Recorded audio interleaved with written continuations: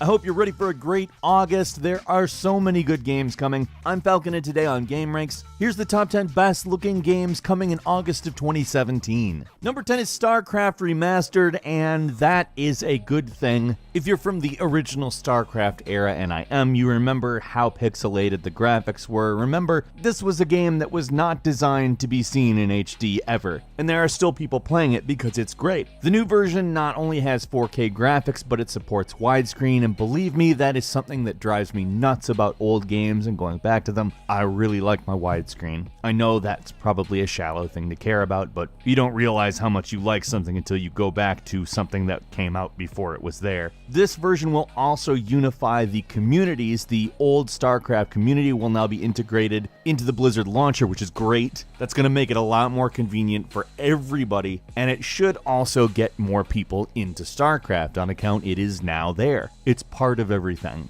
I'm not gonna lie, I like the original StarCraft better than the second one, so I'm pretty stoked that this is happening, to be honest. Number 9 is Yakuza Kiwami, which is coming for PS4. It is a remaster of the original Yakuza, and yes, I understand 2 remasters in a row. Trust me, these are both gonna be worth it. Yakuza was a game that wasn't entirely as polished as it should have been, and over the time that sequels have been made, people have gotten more acquainted with it, and the developers have streamlined it a little, and a lot of that stuff is going into this version of Yakuza. They've also filled out the plot a little bit because sometimes it doesn't make a hell of a lot of sense, and that's great as well. Honestly, the thing I'm just stoked is that I can play Yakuza and switch fighting styles in the battles. That's the thing that I'm after in this. That's probably the golden goose for me. It's been a while since I've played it, so I'm there. Number 8 is Absolver, which looks to me like a really innovative game that, I gotta say, just impresses me every time I see it. It's this absolutely beautiful, hyper-real, somewhat surreal-looking setting in which you play these elaborately fluid martial arts battles, and it looks like just beyond fun. Now, it's slightly massively multiplayer. It's not full-blown, you just run around and there's every single person playing the game right there, but it is something that seems very interesting. And the thing that I'm looking forward to most is the PvP. They say there's going to be battle arenas, and frankly, the combat system looks awesome. And the whole combat deck idea seems like it would be good for that type of thing, but the art style really has me interested as well. It's so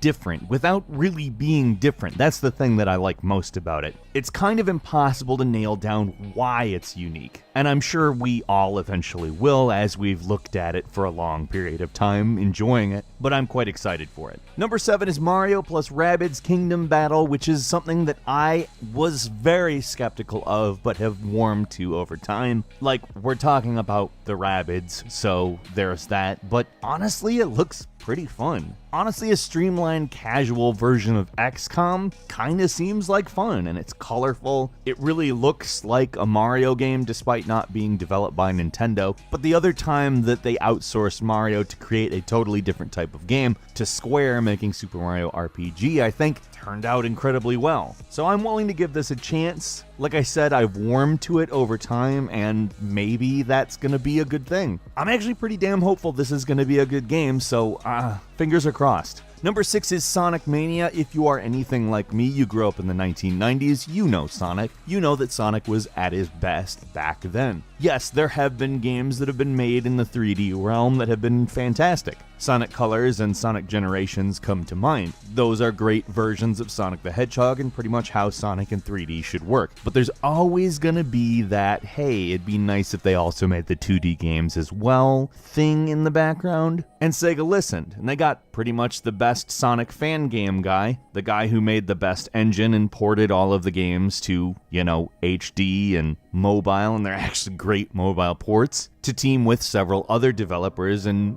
actually have a budget to make a brand new 2D Sonic game. And while it is going to contain some remixed content, it looks to me as though these levels are going to be a lot larger, and the new levels frankly just have me incredibly excited. The whole game looks great, and I think it's probably going to be the thing that breaks the Sonic cycle, if you're aware of what that is. Number 5 is Lawbreakers, which is a really interesting concept if you ask me. I'll say the gameplay itself isn't absolutely groundbreaking, but the framing I like. The law versus the breakers. In all honesty, it kind of seems like Overwatch combined with really old Star Wars Battlefront, with a few modes that really remind me of that old school Battlefront. particularly Turf War, although it's not entirely the same as the old Capture the Command Post gameplay. Still though, this seems like it's an aesthetic and a framework that actually will bring some interesting stuff to the sort of now a little bit overplayed hero-based arena shooter. It's pretty clear that when a game does it right, the game succeeds, and when it just kind of seems to be doing it for the sake of doing it, it doesn't. So obviously Lawbreakers is going to live and die based on that. Number 4 is Hellblade: Senua's Sacrifice, which has been labeled this independent AAA game, claiming to have the production values of any AAA game out there, however being developed and published totally independently. And if you want my full opinion, that alone, if delivered on, is more important than a lot of the other things about this game. Now, I'm not going to say that it doesn't seem intriguing, it absolutely does. It's a very good looking game and seems like it is going to deliver on that promise. It's based in Celtic and Norse mythology. It's a kind of a person versus their own mind type conflict as they traverse a world that is filled with the manifestations of their own mind's conflict. And it actually seems to kind of combine Dark Souls combat. I mean, not full-blown one-to-one, it seems just a tiny bit quicker to me,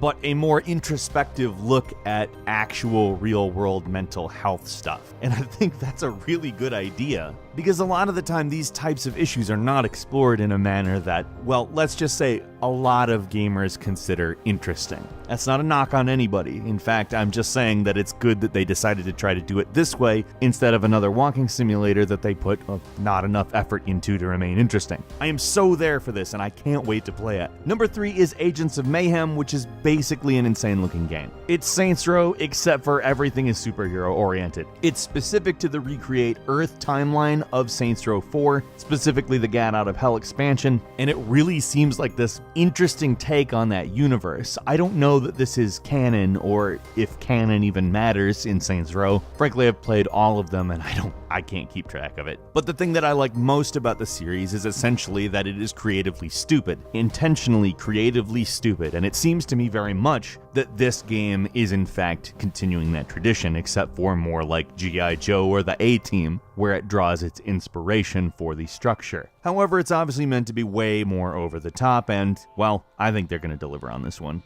Number 2 is Life is Strange Before the Storm, which is a prequel to the other Life is Strange and does not contain the time manipulation mechanic, which I think is very interesting. A lot of the point of Life is Strange is that the time manipulation messes things up, and through that mechanic messing things up further, they sort of make a commentary on the inevitability of the events and how there are certain things you just can't meddle with or have a choice on. So doing a prequel in which all of the choices are essentially you're stuck with them and this is how things go, I think fits in pretty well with the design ethos. It has a lot of the characters from the first game and sort of sets up what's going on, but I think it will be helpful to make the other game maybe have a little bit more meaning, to have more idea of the background. I'm excited for this. I really enjoyed Life is Strange, and there is also another Life is Strange project happening, so things are good for the people that liked that first game. And finally, number 1 is Uncharted: The Lost Legacy, a game that